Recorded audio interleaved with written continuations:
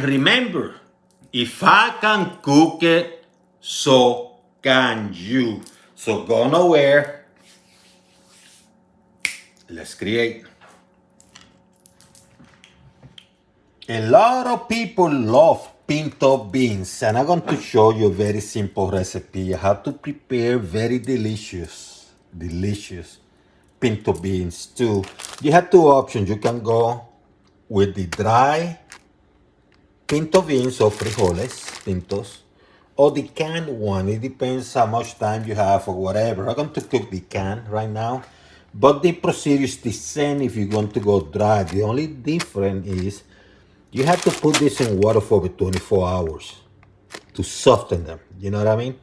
Or you have to boil them for for a while, for a long while, because you have to soften them. This is perfect for emergencies, so I'm going to put it away.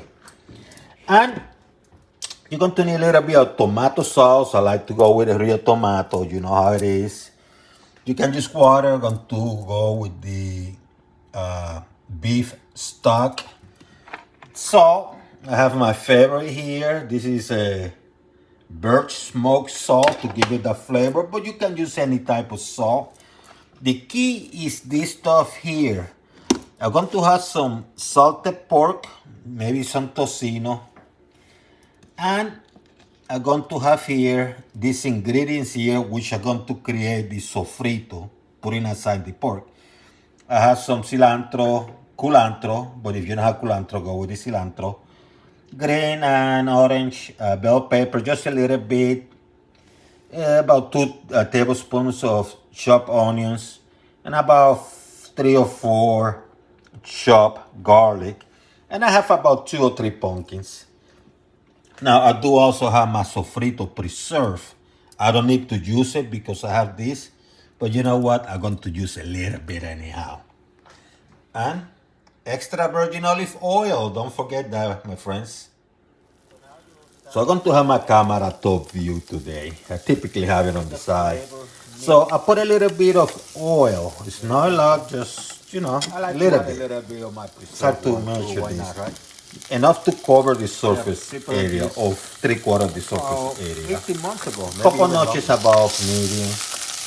And what you're going to do, you're going to create your sofrito real time.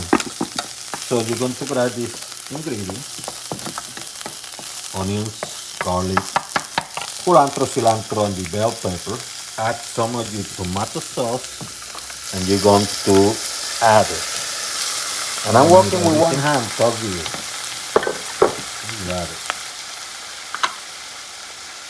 I'm going to put some of my pork thin. I want to mix it with the sauce. I'm creating the base, but not the broth yet. And I could have put the pork first, by the way,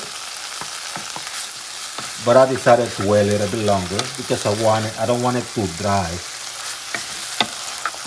too hard. See how things are mixing? Smells delicious already.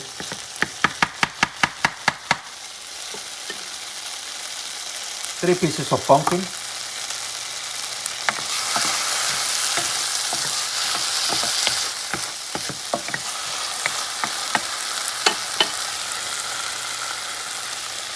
Add the broth.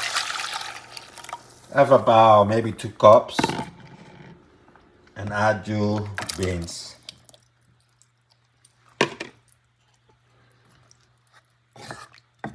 So the broth is enough to cover, but not to, you don't want to cook soup. This is Frijoles Pintos guisado, or, you know, stew. Give it a taste. Clearly it's containing salt. So I'm going to add some of the salt I mentioned earlier. Going to crunch it.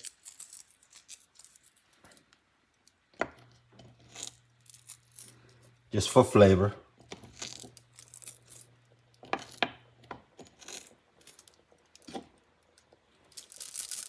I've cooked so many years that I already know how much I need for me. Thins it out.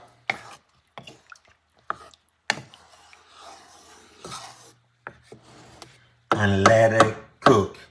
Now what you're going to do when you're cooking it is you're going to use your pumpkin as your point of reference.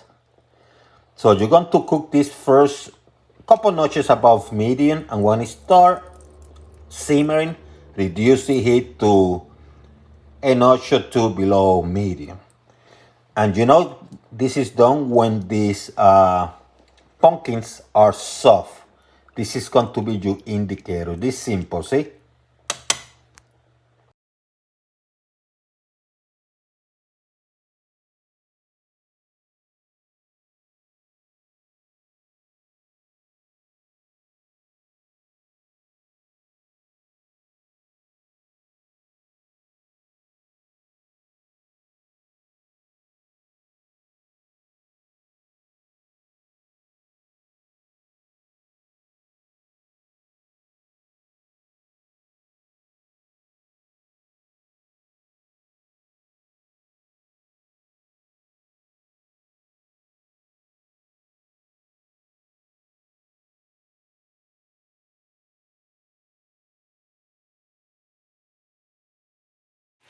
And I'm going to complement this with my rice and my bistec cebollado, which is phenomenal.